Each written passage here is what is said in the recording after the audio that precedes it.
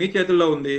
ఇప్పుడు జగన్మోహన్ రెడ్డి గారు ఇంకొక విషయం కూడా ఇప్పుడు వెంకటేష్ గారు సమయం తక్కువ ఉంది. 1 by 1 మాట్లాడారు. బత్తుల రాము గారు మీరు కంక్లూజన్ అండి అంశానికి సంబంధించి ప్రజా దర్బార్కి వచ్చే సమస్యలు సాల్వ్ అవుతాయా లేదా, అయితే ఏ మేరకు అవుతాయి? ఊరికి వారి సమస్యలు తీసుకొని అంటే ఇప్పుడు చిన్న చిన్న సమస్యలు అంటే కంపారిటివ్ ఈ భూములు కబ్జాల సమస్యలు అనేవి చాలా పెద్ద సమస్యలుగా పరిగణించాలి. కొన్ని వివాదాలు కోర్టులో ఉంటాయి. కోర్టులో ఉన్నటువంటి వివాదాలను ప్రభుత్వం ఏ విధంగా పరిష్కరిస్తుంది? ఇప్పుడు ఏదైనా మిస్సింగ్ కేసులకు సంబంధించినటువంటి వాటి అయితే ఈజీగా పరిష్కరించవచ్చు. మన ఇటీవల కాలంలో ఒక మహిళ మిస్సింగ్ కేసుకు సంబంధించి పవన్ కళ్యాణ్ గారి దగ్గరకు వస్తే ఆయన విజయవాడ పోలీసులకు ఫోన్ చేశారు, ఆయన వ్యక్తిగత కార్యదర్శులను పంపించారు, ఆ ఇష్యూ షార్ట్అవుట్ చేశారు. సో అది ఈజీగా అవుతుంది. కానీ ఏదైతే కబ్జాలకు గురైనటువంటి ఆ భూములు కానీ ల్యాండ్స్ ఏవైతే ఉన్నాయో మరి వాటి మీద వచ్చే బాధితులకి వెంటనే ఏ విధంగా సహాయం జరుగుతుంది? ఈవేళ తెలుగుదేశం ప్రభుత్వం, ఈవేళ చంద్రబాబు నాయుడు గారు, ఈ ఎన్డీఏ కూటమి ప్రభుత్వం నాయకులందరూ కూడా ఒక కమిటీ వేసి నాయకుల్ని అలాగే అధికారుల్ని కూడా అక్కడ పెట్టి వీటన్నిటిని కూడా పరిష్కారానికి ఏ మేరకు వీలుంటుంది, ఎంత త్వరగా చేయగలం అనేది పరిశీలించడం కోసం ఈ కమిటీలు వేశారు సార్. ఎందుకంటే సాధ్యాలు చూడాలి, దానికి ఉన్నటువంటి వెసులుబాటు ఏంటి, అందులో న్యాయాన్యాయాలు ఏంటి, ఇవన్నీ కూడా ప్రాథమికంగా పరిశీలన చేసిన తర్వాత సాధ్యాసాధ్యాలు చూసిన తర్వాత సాధ్యమైన అన్ని కూడా వీలైనంత తొందరగా చేయడం కోసమే కమిటీని ఏర్పాటు చేయడం అనేది. ఇవాళ జిల్లా కలెక్టర్లు కూడా చాలా మంది ఎవరైనా సరే సక్రమమైన సమాచారంతో రాకపోతే మళ్ళీ కూర్చుని మాట్లాడదాం, 1 గంట నేను ఖచ్చితంగా నాకు కేటాయించాలి మీరు అని చెప్పేసి ఎందుకు చెప్పారంటే ఆయన ఇటు అధికారుల యొక్క సమయం పాడవకూడదు, ప్రభుత్వం యొక్క లక్ష్యాలు ఏవైతే ఉన్నాయో వాటిని చేరాలి. ఈ లక్ష్యాలు చేరడం కోసం ఇది చాలా అవసరం సార్. ఇంతకుముందు పాలన అనేది ఒక నాయకుడు నియంత పాలన చేశాడు, ఆయనకి ఏమి నచ్చితే చేశాడు. ఈవేళ పాలన అది కాదు, ప్రజాపాలన ఇది. ప్రజాపాలనలో ప్రజలు ఏం కోరుకుంటున్నారో అవన్నీ చేయడం కాదు, ప్రజలు కోరుకున్న దాంట్లో న్యాయమైన అన్ని చేయడం కోసం చంద్రబాబు నాయుడు గారు కానీ, లోకేష్ గారు కానీ, అలాగే పవన్ కళ్యాణ్ గారు కానీ, అలాగే బీజేపీ వీళ్ళందరూ కూడా ఎమ్మెల్యేలు కూడా ఇవాళ అదే బాణీలో వెళ్తా ఉన్నారు. చంద్రబాబు నాయుడు గారు చాలా స్పష్టంగా చెప్తా ఉన్నారు, ఎవరైనా సరే గీత దాటితే క్షమించేది లేదు, ఎంతటి వారైనా సరే. నాయకులు ఎవరు గీత దాటకు వీల్లేదు. అట్ ది సేమ్ టైం ఎంతటి నాయకులైనా అంటే ఓన్లీ వైసీపీ వాళ్ళకి వర్తిస్తుందా లేకపోతే కూటమిలో ఉన్న వాళ్ళకి కూడా వర్తిస్తుందా? నాయకులు ఎవరైనా సరే, నాయకులు ఎవరైనా గీత దాటితే ఊరుకునే నాయకత్వం కాదు సార్ చంద్రబాబు నాయుడు గారు.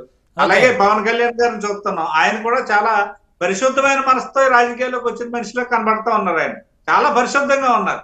ఇట్లాంటి వ్యక్తులు రాజకీయాల్లో ఉంటే చంద్రబాబు గారు పరిశుద్ధంగా ఉన్నారు, పవన్ కళ్యాణ్ గారు వారు కూడా మంచి మనస్తత్వంతో పరిపాలన చేయాలి, ఎలాంటి ఇబ్బందులు లేనటువంటి పరిపాలన చేయాలి అని చెప్పేసి వాళ్ళు ఉన్నారు. కానీ ఎమ్మెల్యేలు ఉండాలి కదా.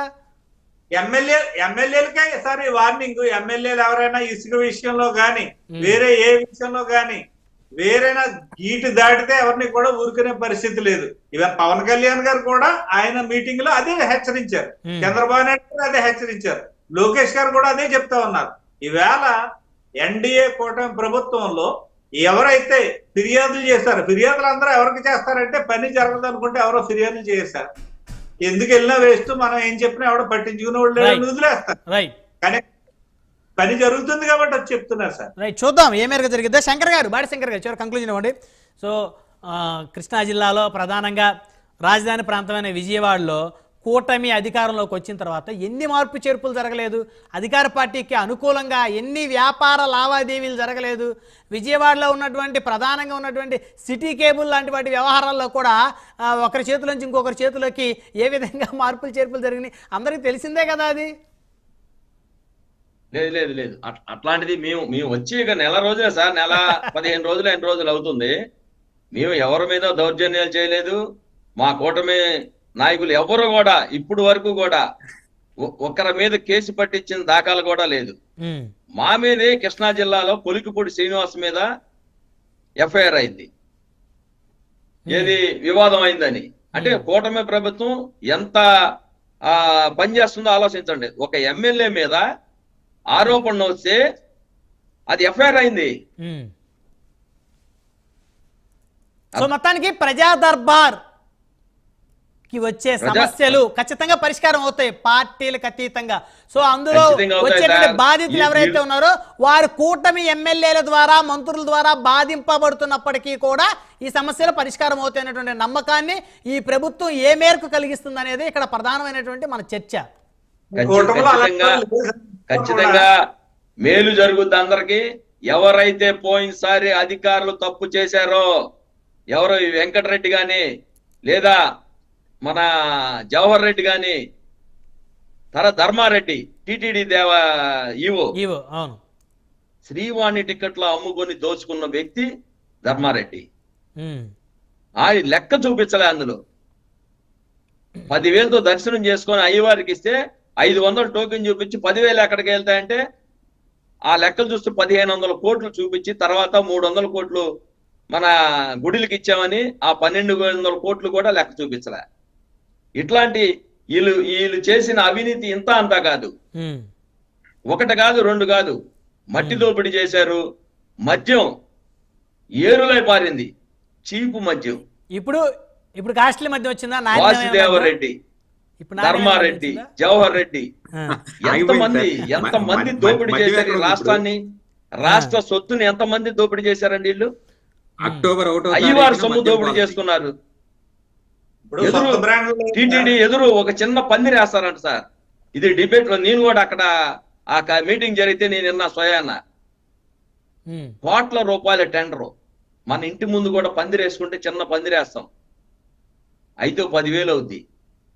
కోట్ల రూపాయల టెండర్ అది కూడా రెడ్డి. అరే ఈ రాష్ట్రాన్ని దోపిడీ చేసేశారు సార్ వీళ్ళు. మరి ఇప్పుడు దారుణం నాకు తెలిసి రాజకీయాల్లో ఇంత దారుణం నేను చూడలేదండి. ఓకే, కాకపోతే మేము అధికారం వచ్చిన తర్వాత ప్రతి ఒక్కరికి న్యాయం చేస్తారు.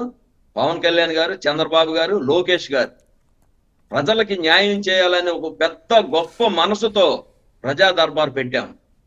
రాష్ట్రంలో ఉన్న ఎమ్మెల్యేలు అందరూ కూడా 1 రోజు 2 రోజులు కేటాయించి అక్కడ కూర్చొని సమస్యలను పరిష్కరిస్తాం, వాళ్ళకి న్యాయం చేస్తాం. ఎవరైనా ఏదైనా కూటమి నాయకులను కానీ ఎవరైనా బెదిరించినా చట్ట ప్రకారమే తీసుకుంటాం తప్పితే మా చేతిలోకి తీసుకో. చూద్దాం. ఎందుకంటే బోలెడు సమస్యలు వస్తాయి. చాలా మంది ఒకవేళ అలాంటి జరిగితే బాధితులు, మరి ఈ ప్రభుత్వంలో ఇంకా ప్రభుత్వం ఇప్పుడే స్టార్ట్ అయింది కాబట్టి ఈ ప్రభుత్వం బాధితులు అయితే ఇంకా ఎవరు లేరు. సో గత ప్రభుత్వ బాధితులు ఉన్నారు. మరి ఈ ప్రభుత్వ బాధితులు కొత్తగా ఎంతమంది తయారవుతారు అనేది ఈ పరిపాలన సాగే కొద్దీ, రోజులు గడిచే కొద్దీ తెలుస్తుంది. మరి ఎమ్మెల్యేలు అందరూ సక్రమంగా ఉంటారా లేదా అనేది ఏమంటారు రాము గారు?